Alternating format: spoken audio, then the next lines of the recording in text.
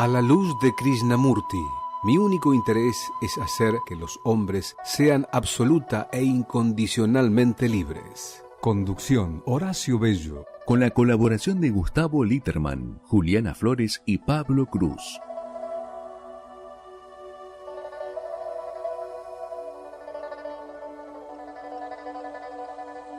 Buenas noches, amigos, amigas. Un nuevo programa de La Luz de Krishnamurti. ¿Qué tal, Pablo? ¿Cómo andás? ¿Qué tal? Buenas, llegando un minutito tarde. Te lo dije especialmente para ver cómo hacías para contestar. No fallo, ¿viste? ¿Qué tal, Juli? ¿Cómo andás? Hola, buenas noches. Muy bien, gracias. Bueno, empezamos un nuevo programa. El martes pasado, como ustedes recordarán, no estuve. Fue muy interesante el programa que tuve la suerte de poder ver y escuchar por streaming, no estando en Buenos Aires.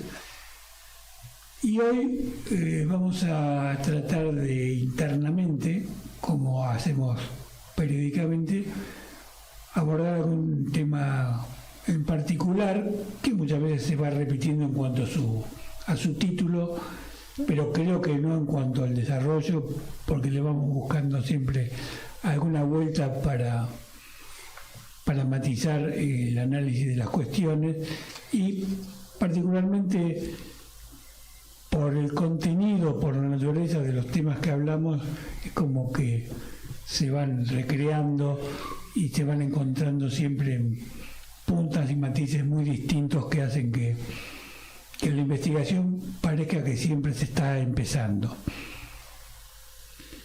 Y a veces esto de parecer que siempre se está empezando quizás tenga algo que ver con el tema de hoy que propuse, que es la memoria, el olvido y el recuerdo.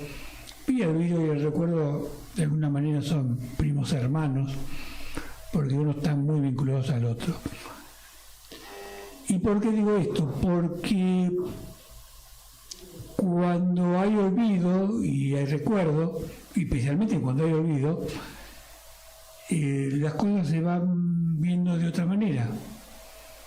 Y se van viendo de otra manera, quizás, y eso tal vez también sea motivo de lo que vayamos hablando hoy durante este programa, sea producto de que la memoria a veces nos va encasillando, nos va encapsulando, nos va dando un premoldeado desde el cual operamos, y en ese premoldeado repetimos conductas, repetimos afirmaciones, nos dogmatizamos, y cuando el olvido opera, produce como un aire fresco que nos permite recrear aquellas cosas que aparentemente tenían cierta fijeza, aquellas ideas que aparentemente eran inamovibles y que a partir de ese olvido, voluntario o involuntario,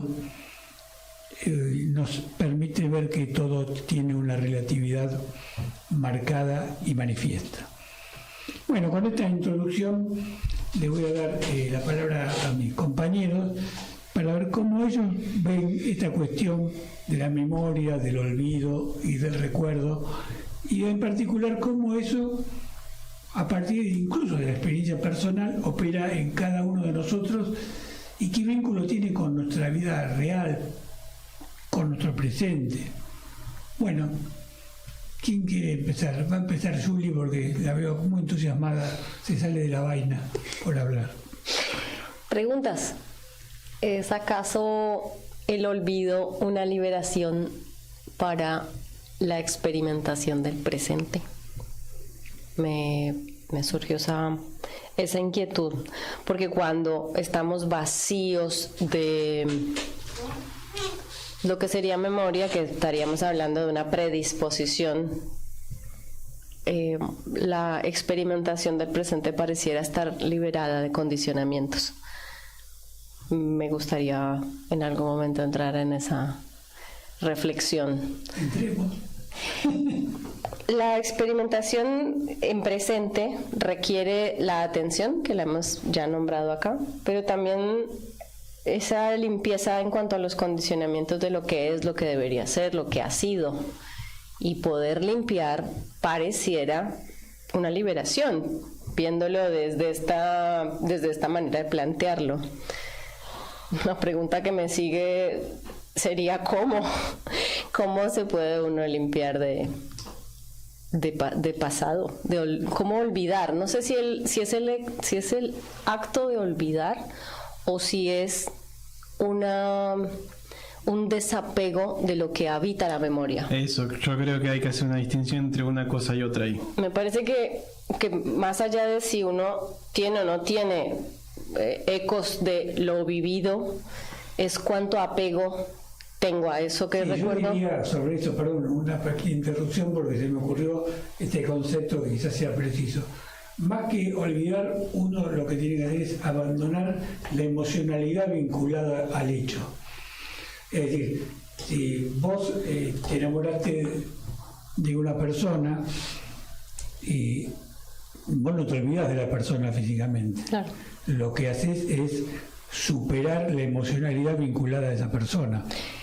No va a desaparecer de tu recuerdo, pero va a quedar como una especie de escenografía sin contenido emocional, ¿no? Pero fíjate qué interesante que hoy en día ya la neurociencia estudió que una emoción dura, creo que es alrededor de 10 segundos pasando por el cuerpo.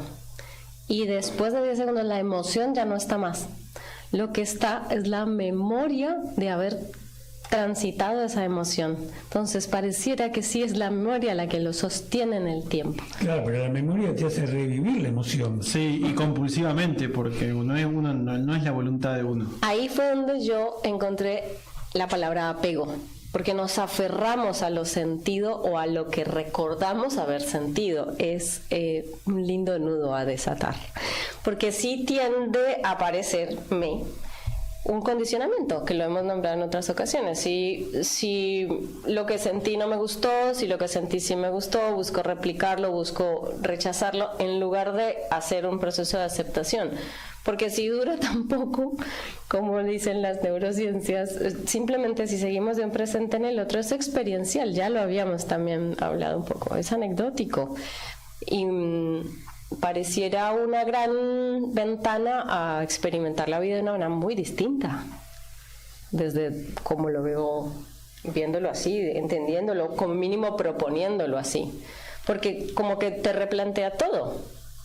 Yo pensaría que uno todo el tiempo está trayendo lo que recuerda que debe ser vivir, y en ese ejercicio no está experimentando lo que está haciendo vivir. Bueno, un ejemplo de esto que a mí me pasa y me pasa bastante seguido, y me doy cuenta, últimamente me doy cuenta bastante seguido cuando me ocurre, es esto de que me pasa algo y me quedo enganchado, un conflicto con alguien en la calle, en donde sea, y me quedo enganchado, y rumeno sobre eso, y después un día no pensé en eso, hice mi vida y recorrí el día normalmente, hice mi vida y no pensé en eso que me tenía enganchado compulsivamente. Y después me di cuenta, mira, estuve viviendo todo este día sin estar enganchado de eso. Después si me vuelvo a enganchar o no, vaya y pase. Lo anecdótico acá es que algo ocurre, algo se da para que uno no esté llamando a eso compulsivamente, que no es uno quien lo llama, ¿no? Porque no está la voluntad ahí, pero hay algo que compulsivamente te llama a ese recuerdo, que te tinta tu presente, que de pronto por cuestiones misteriosas deja de ocurrir. Sí, habrá que investigar a ver si es tan misterioso. Por ahí alguna punta podemos encontrar en esa investigación, ¿no? A mí me parece que hay una cuestión ahí que tiende a definirnos ese sentir, tiende a determinar por ejemplo, ese enganche del que tú hablas, de que me quedo ahí, eso tiende a definir tu estado en presente, a estar malhumorado, o estar aislado, a estar pensativo, y eso tiende a llevarnos a pretender que sabemos cómo somos, porque esto no me gustó y entonces estoy en este estado de molestia, Y ese me pareció un buen síntoma, porque ahora que nombraste algo que te pasó, hace poco me pasó de estar frente a otra persona que estaba en un estado alterado y que a mí me estaba molestando que esa persona estuviera así, y entrar en molestia por rechazo del otro. Entonces, al reflexionar sobre mi estado, como a mí esto no me define, no me puede definir una emoción, y ahí me parece que encontré pero sí en presente, a mí no me está pasando nada, y si esto que me está pasando es simplemente que me molesta algo, pues lo fluyo también, paso por allí, me entero que no me gusta, pero esto no me puede definir porque no es lo que yo soy. Más profundo de lo que sea que es anecdótico, de que lo que sea que muchas veces Gustavo lo ha nombrado como la energía, es una emoción que está pasando, es energético y inevitablemente va a pasar. Entonces me parece que también hay una cuestión de cómo nos impacta, porque no me sale otra palabra que no sea nos define, alcanza a decirnos yo soy esto, y en realidad pueden. Claro, es decir, el análisis intelectual que uno hace de eso que ocurrió lo hace tintado por algo que nos lleva a creer que es parte de nuestra personalidad. Si yo tengo miedo, bueno, me defino, me empiezo a identificar como miedoso. ¿A eso te referís? Claro, y yo soy miedoso, o a mí eso no me gusta, entonces yo rechazo eso, y cuando por ahí hace uno una pausa reflexiva, no necesariamente hay una definición de mí en lo que está ocurriendo, más profundo. Yo quería retomar un poco esto de lo aparentemente misterioso de quedarse enganchado. Me gustaría compartirlo y que lo veamos entre los tres. Aparentemente quedarse enganchado responde a una respuesta física. Es decir, cuando yo me rayo y me peleo con un tipo en la esquina, hay una respuesta hormonal que se descargan ciertas hormonas en mi torrente sanguíneo, y eso hace que mi cuerpo quede convulsionado y mi mente termina respondiendo a la respuesta química de mi cuerpo. Claro, hay un movimiento objetivo ahí, hay un movimiento objetivo que es el biológico, sí.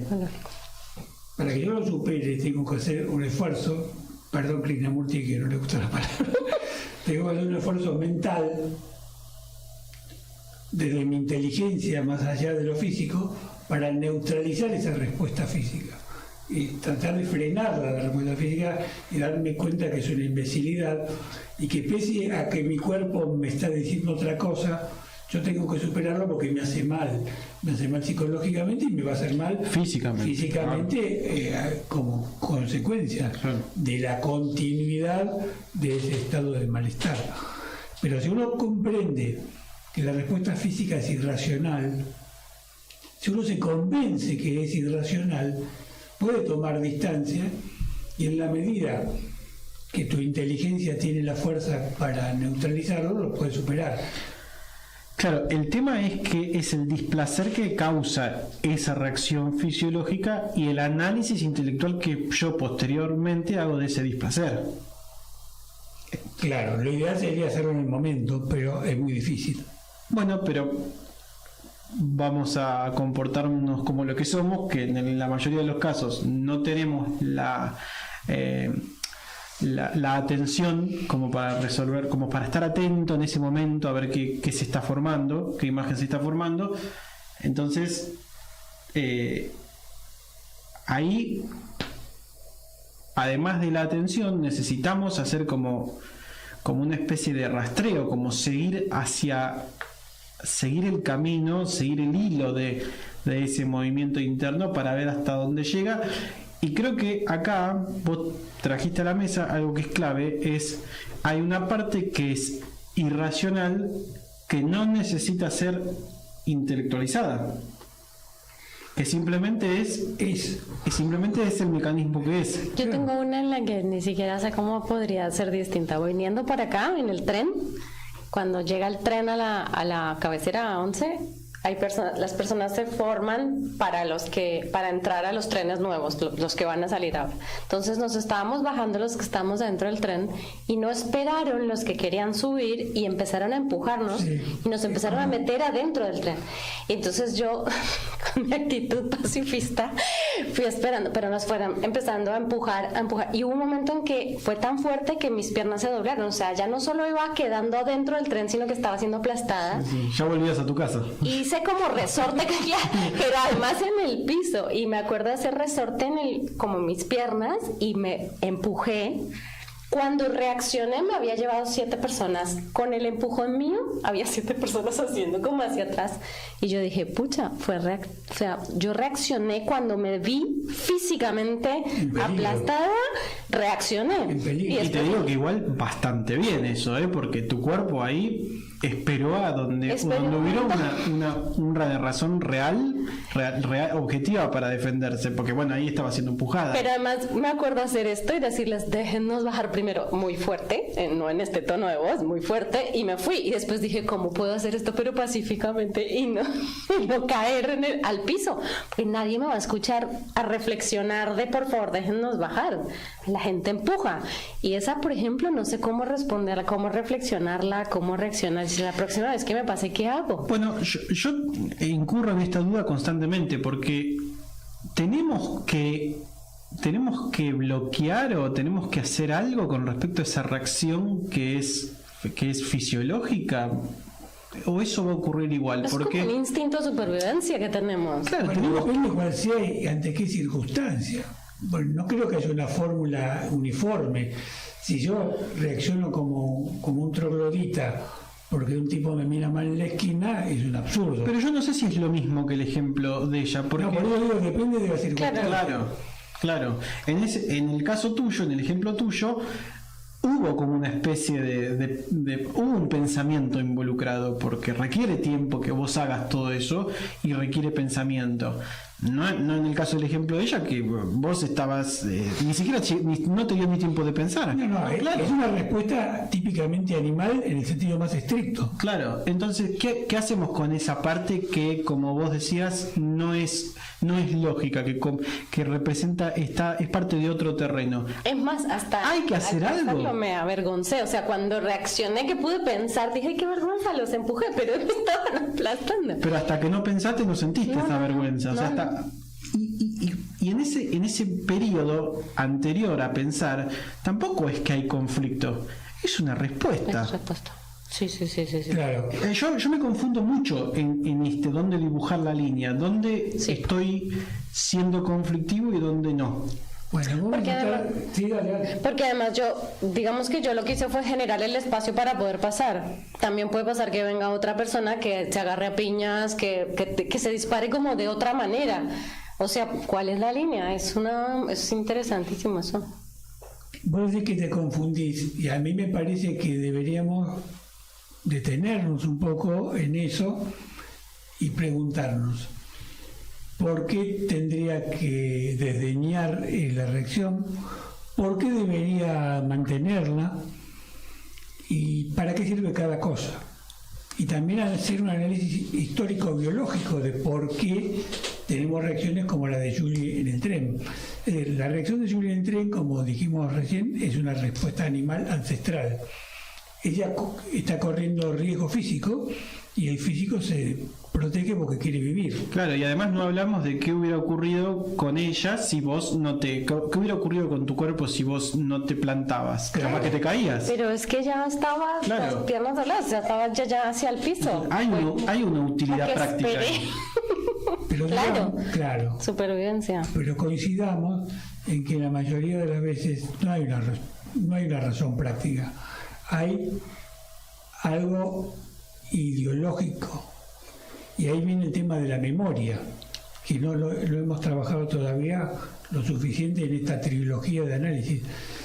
Porque la memoria es la que te da letra y te da argumentaciones para reaccionar como reaccionás. Ahora, ¿la memoria es confiable? ¿O la memoria es arbitraria? ¿O la memoria te traiciona? o la memoria no te ayuda, o sí te ayuda y por ahí te permite salir. Yo creo que puedo contestar eso fácilmente porque yo en el aire decíamos hace muchos años. ¿Cómo? Había un programa de televisión que contestaba en los programas de preguntas y respuestas. Le hacían la pregunta, entonces Cacho Fontana, que era un locutor de eso, sí, claro, sí. decía, minuto gol en el aire, hay un minuto para contestar. Bueno, en el ejemplo que da Julie, claramente vos te diste el tiempo suficiente para que se dé la situación, para que tenga sentido reaccionar, ¿no? Pero vos podías haber reaccionado 10 segundos antes cuando empezaban a empujar. Y a mí lo que me sorprendió de tu ejemplo fue eso, porque yo sé que yo soy de los que me hubieran defendido, entre comillas, entre muchas comillas, 10 segundos antes. Y ahí es donde creo que contesta esto de que la memoria no necesariamente es confiable, porque yo tengo el basal de la defensa más arriba. Claro. Sí. Claro. Y veo peligros donde no los hay. Claro. Claro, que es como otra dentro del espectro de lo que yo decía, que había otra persona que podría haber reaccionado también de otra manera más desatada. También. Claro, por ejemplo. claro. Y eso sí tiene que ver con lo que habita como tal vez en el inconsciente, creería yo que es. Y seguramente debe ser el inconsciente. El recuerdo está archivado, se supone que si está archivado porque está en el inconsciente, si no estaría siempre en nuestro presente y estaría influyendo constantemente. Los recuerdos están archivados porque hoy me acuerdo de mi tía y mañana me acuerdo de la novia cuando tenía 15 años y pasado me acuerdo de mi abuela. Y es secuencial. Ahora, ¿cómo es que se dispara? ¿Por qué se dispara? ¿Y qué lo hace llegar al presente? El recuerdo, que por su propia naturaleza es pasado, es un gran misterio. Ahí está el misterio, que quizás sea propiamente dicho un misterio porque no sabemos por qué se dispara. Ahora, lo que sí quizás podamos hacer, y es una propuesta de investigación tipo taller, es ¿qué hacemos cuando el recuerdo se dispara?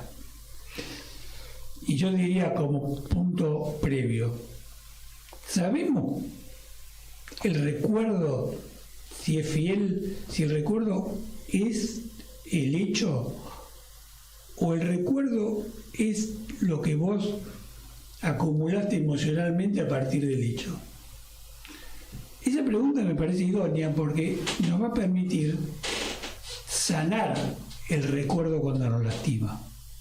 Si no comprendemos que el recuerdo es absolutamente, no diría absolutamente, pero en gran parte arbitrario, vamos a pensar o a concluir que es irreversiblemente así y que está marcado a fuego y que no hay forma de salir.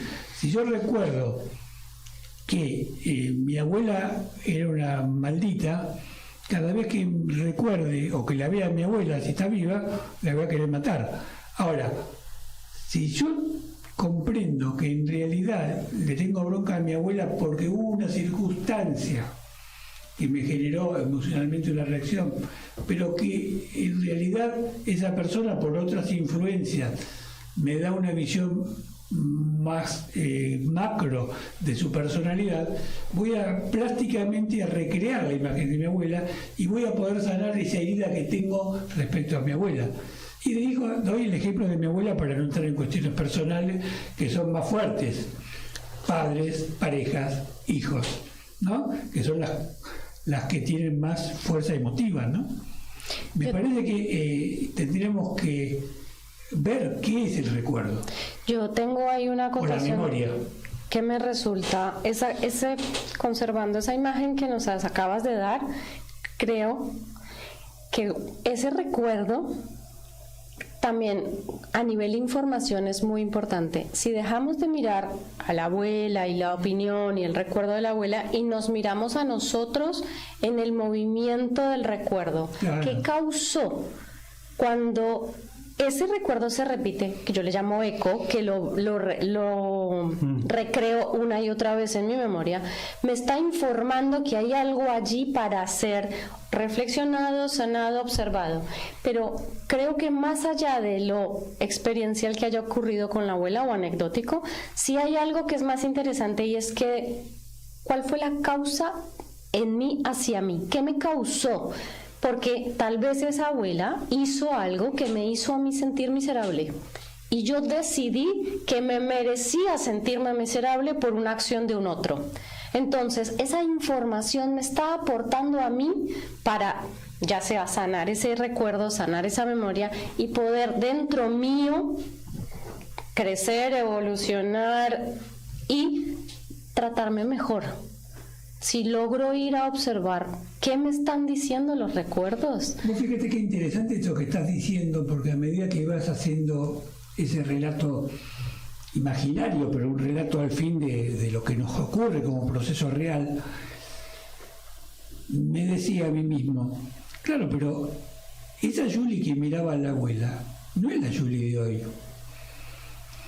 La Julie que se afectó por la conducta de la abuela era una Julie que tenía una necesidad que no es la que hoy tiene. Claro, la relatividad cambia todo el tiempo. Tiene que la fantasía es recíproca, es decir, la fantasía es la imagen de la abuela, pero también la fantasía sobre una Julie que ya no existe.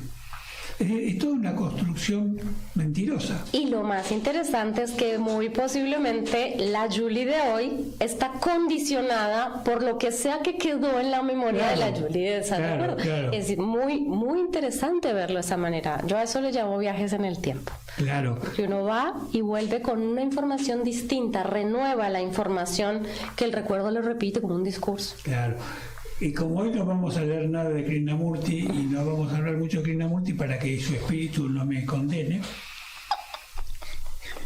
podemos destacar que el condicionamiento tan caro a la enseñanza está radicalmente vinculado a la memoria y al recuerdo, porque no podemos estar condicionados de otra manera que no sea a partir del pasado, porque yo no puedo condicionarme con los elementos del futuro, ni me puedo condicionar con el presente, me condiciono con el pasado. Y cuando uno entra a desmenuzar cómo se va estructurando ese pasado, se da cuenta de la fuerza que tiene, de lo que es el condicionamiento, pero la buena noticia es que tenemos herramientas como para superarlo, aunque sea parcialmente, y de esa manera ser más libres. Claro, lo que hay que entender también es que cuando uno habla de memoria tiene que marcar una diferencia con respecto a la definición tradicional de memoria, porque nosotros estamos acostumbrados a que el contenedor de la memoria y la memoria sean cosas distintas, y que uno es un contenedor en donde llama a la memoria neta en una especie de mecanismo seguro, cuando en realidad eso solamente ocurre afuera de nosotros. Internamente la memoria es tanto el contenedor como el contenido. No hay un contenedor, entonces si no hay un contenedor no hay un contenido, y si no hay un contenido, ¿qué es la memoria? Claro, seguro que es así.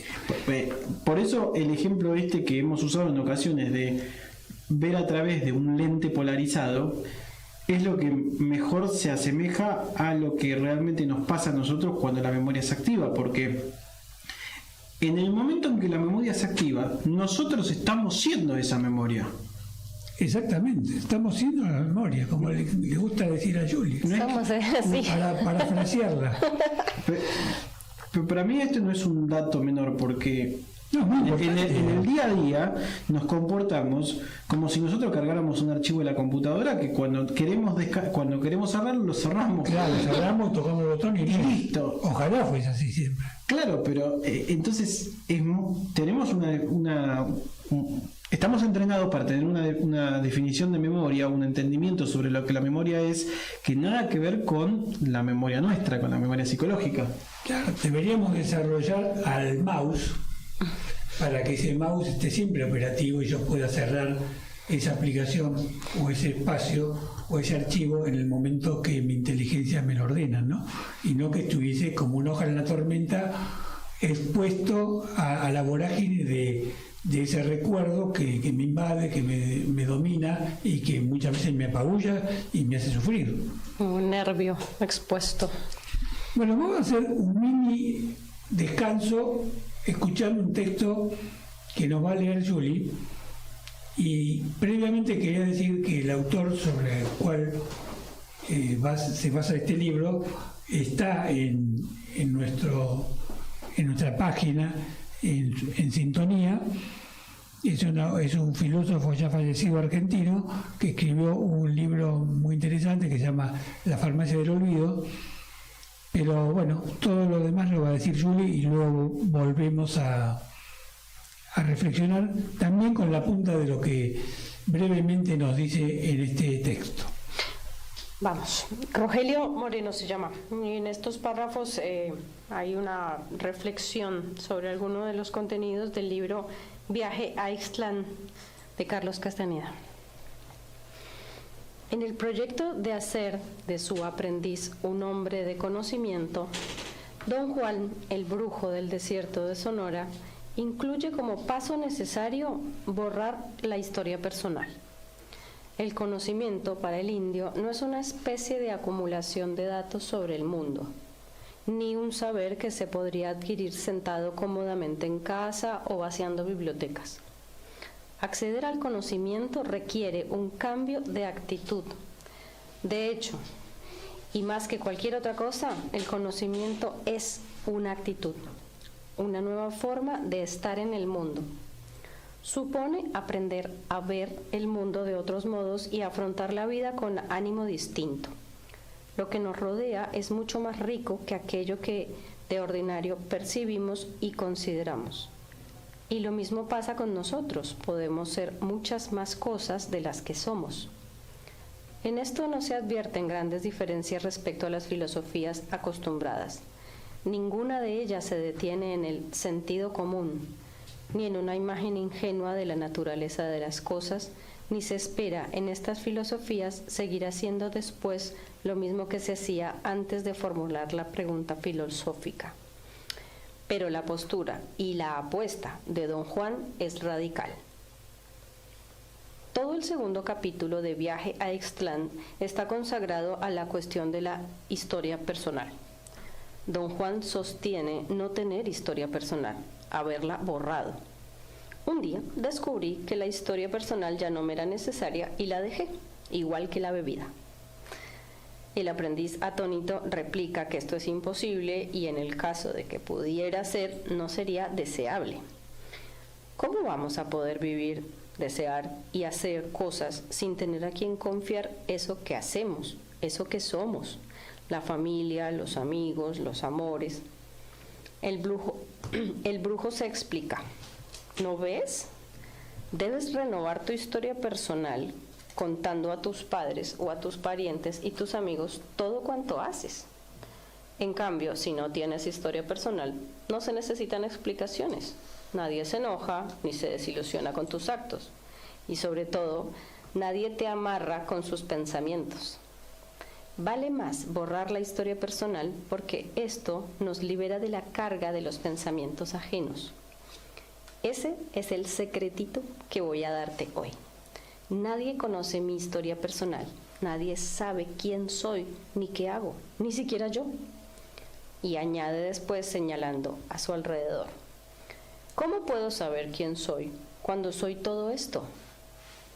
Tu problema es que eres demasiado cierto. Tus empresas son demasiado ciertas. Tus humores son demasiado ciertos. No tomes las cosas por hechas. Debes empezar a borrarte. El aprendiz no puede entender qué hay de malo en que la gente le conozca y don Juan sigue. Lo malo es que, una vez que te conocen, te dan por hecho y desde ese momento no puedes ya romper el lazo de tus pensamientos. A mí en lo personal me gusta la libertad ilimitada de ser desconocido. Tu problema es que tienes que explicarle todo a todos, por obligación, y al mismo tiempo quieres conservar la frescura, la novedad de lo que haces. El olvido de la historia personal, unido al desatino controlado, abre vías a la flexibilidad, a la libertad y plenitud de la acción. Si somos excesivamente conocidos y sabios, estamos en cierto modo sujetos a ese conocimiento. Y aunque no tengamos que rendir cuentas, eso encorseta nuestra capacidad de actuar. Difícil será que algo enteramente nuevo pueda surgir de nosotros, pues ser sabido es saberse, y este juego de espejos es un proceso de subjetivación dura, la edificación del sujeto estable en mí y, al mismo tiempo, el estar sujeto a él. Ser, pues, previsiblemente para mí y para aquellos que me tienen conocido, algo se pierde ahí. Bueno, a ver, me gustaría hacer un par de reflexiones. Primero, la primera sería esa posición quizás extrema para cualquier occidental tradicional de decir que uno borra su historia personal. Sería como tener una goma gigante en la que está tu vida y vos la pasás sobre un cuaderno o un pizarrón con el borrador, ¿cómo se llamaba? El borrador. No, tiene otro nombre, ¿no? Sí, el borrador, el de la tiza. Sí, bueno. Parecería que es imposible eso, sería una pregunta a hacerse. Ahora, más allá de que sea o no imposible, el interlocutor de don Juan dice que es imposible, aunque don Juan insiste que es posible. Yo diría que, aunque fuese imposible, es muy interesante intentar que parcialmente sea cierto, porque eso nos abre un espectro muy interesante y muy liberador de nuestra vida. Eso es lo primero que quisiese decir. Y lo otro que me gustaría agregar, un poco como pregunta y como interrogante, dice que uno se convierte en demasiado cierto, demasiado certero, ¿no? Sí, dijo eso, sí. Y es todo un tema eso, y que a partir de que uno borra su historia personal, a la vez está menos esclavo de los otros, es como que los otros tienen una energía que influye sobre nosotros y que intoxica de algún modo, aunque no usa esa palabra, en las relaciones, ¿no? Me parecen temas interesantes que son buenos incorporar en el análisis y que desde una perspectiva quizás un poco distinta o con un lenguaje distinto también, nos hacen ver también en coincidencia la importancia de liberarse de esas memorias arbitrarias, ¿no? Claro, a mí lo que me parece, lo que yo entiendo de este fragmento es que él no invita a desprenderse de manera absoluta de todo, porque él seguramente tenga una manera de caminar que la mantenga, un tono de voz que la mantenga, una manera de mirar con los ojos que la mantenga, en fin, modismos. Ahora, creo que él siempre hace referencia a lo que nosotros entendemos como persona, ¿no? Es decir, dejar de actuar de acuerdo a la persona que me inventé, que me creé. Y además, sobre eso, invita a no construir. A ver, eso es lo que, digamos, a ver, si yo hago un esfuerzo de cómo llevar a la práctica lo que él dice, yo me llevo eso, digamos, eso supongo que se refiere a eso, ¿no? Es decir, si yo, por ejemplo, soy programador, no necesariamente, y eso me va a condicionar en algunas decisiones que quizás van por afuera de mi profesión. Creo que la invitación es a no seguir, a no estar atado a ese personaje, exacto, porque ese personaje tiene reglas y esas reglas implican que se excluyen un montón de posibilidades. Es como una cárcel mental, como un obligarse a cumplir con esas expectativas. Y en ese es muy limitado, muy condicionado ser así. Creo que a veces no tomamos conciencia de la profundidad del condicionamiento, porque ese personaje tiene un una vida subterránea que opera permanentemente en nosotros. Un ejemplo, si Horacio Bello es un personaje que se integra, por ejemplo, con su estructura profesional, de algún modo, cuando se relaciona con otra persona, incluso aunque no sea profesionalmente, está actuando de acuerdo a ese personaje construido a lo largo de décadas como profesional.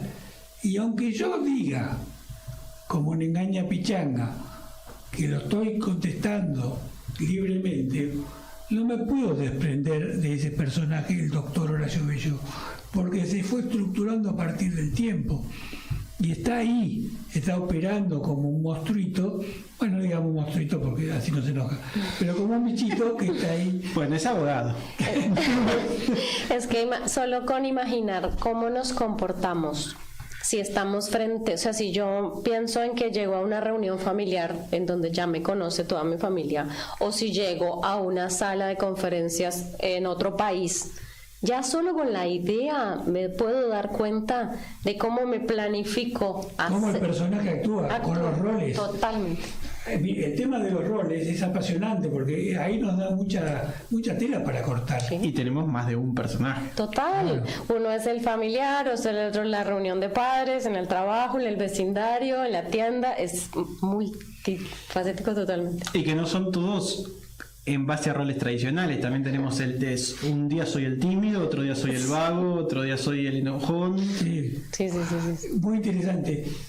Alguna vez yo traje acá a colación el pensamiento de Uspensky, que era uno de los seguidores de Gurdjieff, que decía que revolucionariamente en su momento, cuando lo dijo, que la idea de que nosotros tenemos una unidad psicológica es una fantasía. Y que nosotros, para comprendernos, tenemos que admitir primero que somos varias personas en uno, como el Chicle Adams, pero el Chicle Adams eran dos, nosotros somos varios, somos 6, 7. Y eso es interesante y muy útil, porque nos permite entender la relatividad del personaje que opera a partir del rol que asumió. Y a la vez no es tan arbitrario el personaje, porque el personaje se estructura en base a una necesidad. Es decir, yo soy Horacito con mi mamá, soy el doctor Bello con mi cliente, soy Horacio con mi pareja. Y cada uno es distinto porque la necesidad es distinta. Y va funcionalmente operando de esa manera. Ahora, eso puede ser superado a partir de darnos cuenta que si siempre aplicamos esa etiqueta a nuevas situaciones, podemos llegar a anquilosarnos en la respuesta y tener una respuesta mecánica y que nos impida la creatividad.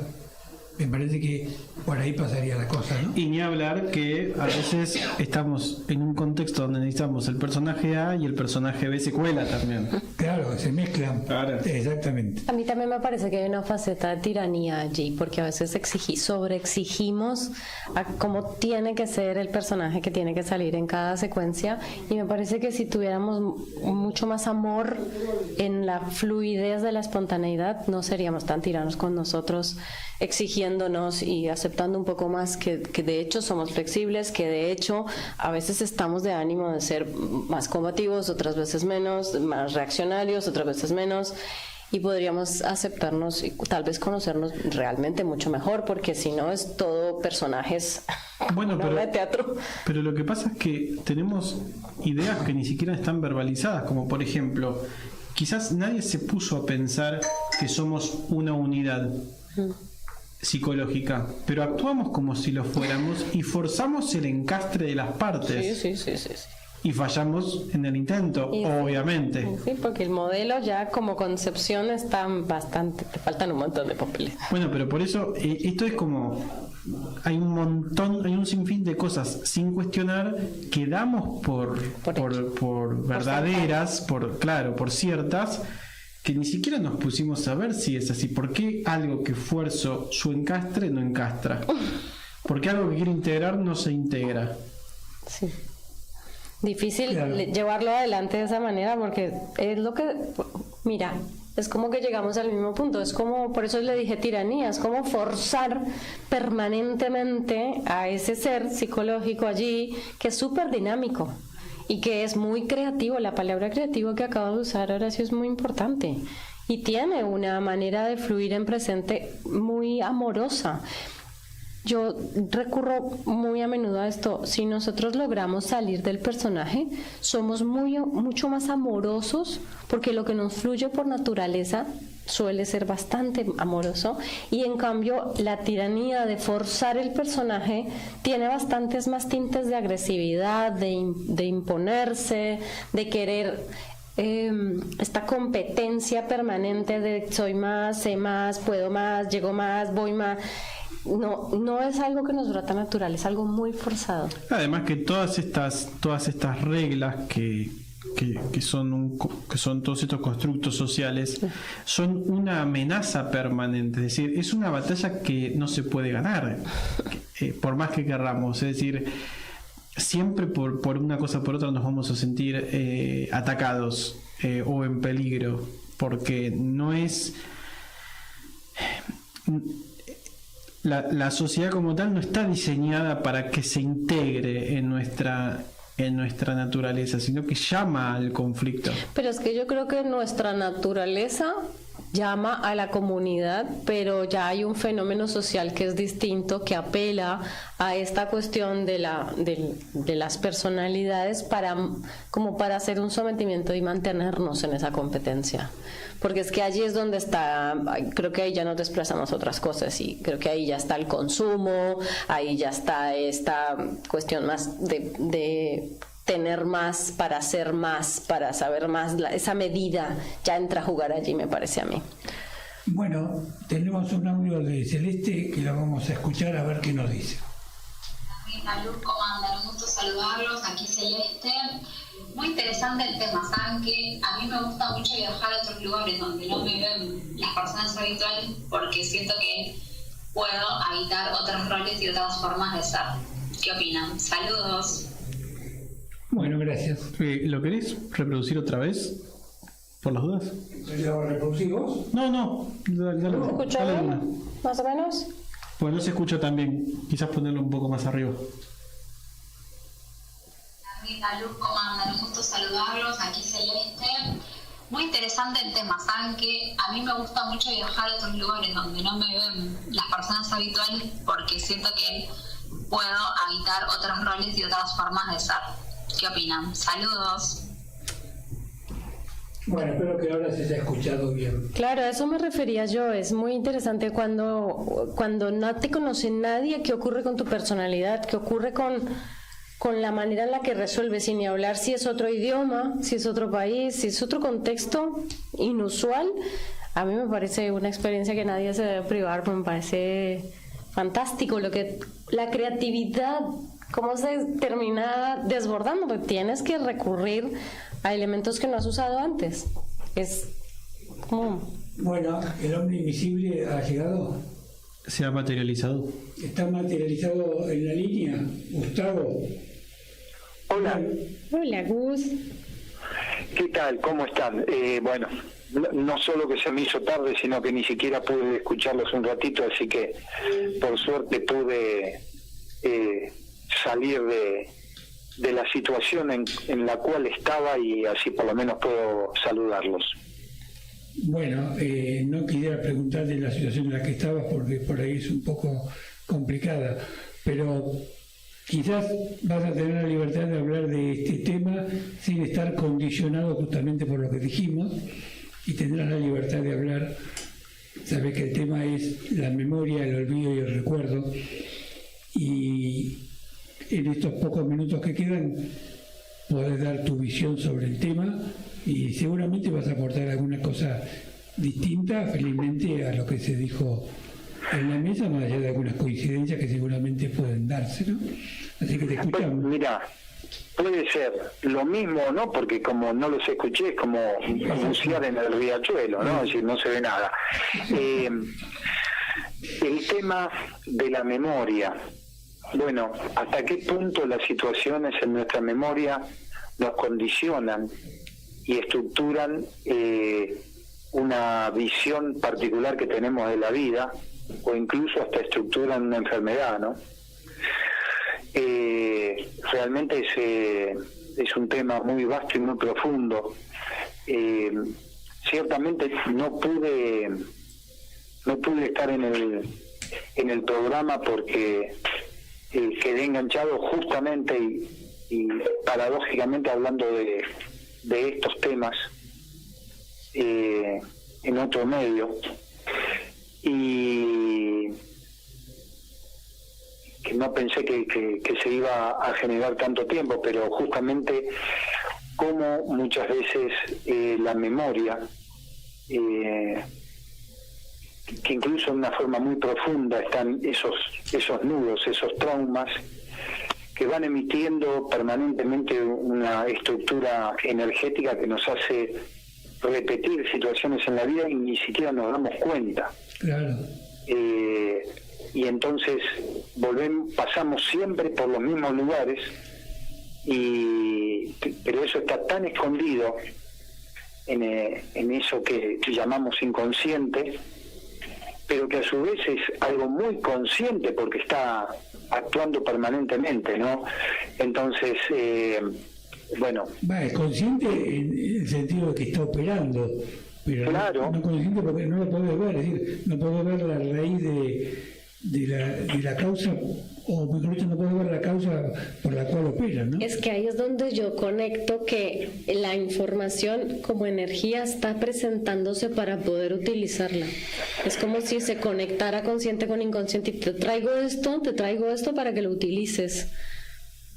Bueno, un poco... Bueno, sí. Fíjate Juli, que Krishnamurti hablaba de que estamos a la luz de Krishnamurti, así que exponemos algo de él, ¿no? Que él decía que todo condicionamiento termina siendo conflicto, o se termina transformando en conflicto. Sí. Y en realidad nosotros escapamos de los conflictos o queremos solucionar los conflictos sin ver que su génesis es un condicionamiento y una contradicción que está operando desde lo interior, ¿no? Claro, porque un poco para explicar a los que no conocen mucho a Krishnamurti, el condicionamiento es siempre traer el pasado al presente y por lo tanto es una forma artificial de enfrentar la realidad. Por lo tanto el conflicto es inevitable, porque no va a haber una coincidencia entre el presente y la realidad, sino que la realidad como tal va a enfrentarse a la idea que es tu pasado, que está absolutamente premoldeada por elementos que no son los que se relacionan con esa realidad sobre la que opera. Y el conflicto es inevitable, aunque nos parezca obvio que muchas veces el recuerdo sirve técnicamente. Si yo recuerdo cómo se maneja un martillo, es posible que le pegue el clavo. Ahora, no siempre el clavo debe ser colocado con un martillo, ¿no? Y no todo es un clavo. No, Y martillos de goma. Esto que vos estás diciendo, Horacio, se relaciona con lo que recién decía Juliana. Es permanentemente una información que llega, quizás de distinta manera, pero reflejando lo mismo, como para que uno pueda desde esa información sacar la quinta esencia de la misma, como para salir de ese permanente loop que nos hace volver a pasar por ahí sin darnos cuenta que estamos arriba de una calecita permanentemente. Claro, y además creo que lo más grave es que no nos damos cuenta que fuera de la calecita hay miles de alternativas distintas, que en esa plaza gigantesca en la que la calecita está instalada tenemos un montón de fuentes que nos van a dar la posibilidad de ser creativos, pero parecería que como la calecita va muy rápido nos mareamos y no vemos la plaza. Claro. Sí, y mirá qué interesante el ejemplo de la calecita, porque la calecita va a girar siempre sobre un único eje, Claro. el cual no podemos ver, Claro, no lo vemos. pero gira sobre un eje, más allá de que arriba haya caballitos, avioncitos, cochecitos que nos podamos subir, pero Y gira la sobre un sortija, eje. y la sortija es grave, ¿eh? El problema es la sortija. Bueno, claro, fíjate una cosa, estamos enfocados en la sortija, que No está vemos fuera la de la calecita. calecita, y no estamos viendo el eje donde la calecita está girando. Claro, claro. Pues si viéramos eso, habría que directamente tirarse la calecita, cruzando los dedos para que no se rompa ningún hueso, te parás y te vas. Pero estamos tan interesados en agarrar la sortija que no nos bajamos la calecita. Bueno, vamos a estos últimos 2 minutos a escucharte a vos sobre, por ejemplo, algo que hablamos bastante y queríamos ver si vos tenés una postura. Parecería que tenemos más de un rol en nuestra psiquis y nuestra personalidad, y que de acuerdo a las circunstancias operamos con personajes distintos y que también son producto de nuestro condicionamiento. ¿Vos coincidís en eso? Sí, claro, claro. Es decir, como no me encuentro a mí mismo como ese ser central donde gira la calecita, permanentemente voy sacando otras vueltas en la calecita y hay veces subo al caballito, hay veces subo al avioncito, hay veces subo al cochecito. Es decir, voy mostrando distintas facetas en distintas partes de mi vida. Es decir, soy un Gustavo en el trabajo, un Gustavo con mi mamá, un Gustavo con mi esposa, un Gustavo con mis hijas, pero no soy un Gustavo auténtico, porque me acomodo permanentemente a ciertas situaciones externas en lugar de ser un único eje permanente que se muestra tal cual es, en esencia. El tema Entonces, es bueno. aceptar que hay una esencia, porque me parece que el drama de muchas personas es que no entienden que hay una esencia, que creen que son solamente los personajes que montó y que no hay otra cosa. Entonces, como no hay otra cosa, mejor malo conocido que bueno por conocer, ¿no? Me parece que ese es Sí, un tema. igualmente te digo, estoy más relacionado actualmente y desde toda mi vida con los personajes que he montado que con mi propia esencia. Por eso está nuestra búsqueda, Claro. a través, bueno, de Kniamurti o de quien sea, Y es una difícil. búsqueda de tornarnos genuinos. Es muy difícil, pero es posible. Bueno, tenemos que andar cerrando el programa. Esperemos que en el próximo programa tengas más tiempo para participar con nosotros. De que te mandamos un abrazo y a nuestros oyentes y videntes, hasta el próximo martes. Buena semana. Gracias a ustedes. Hasta luego. Chao, Gus, Nos buenas vemos. noches. Buena semana.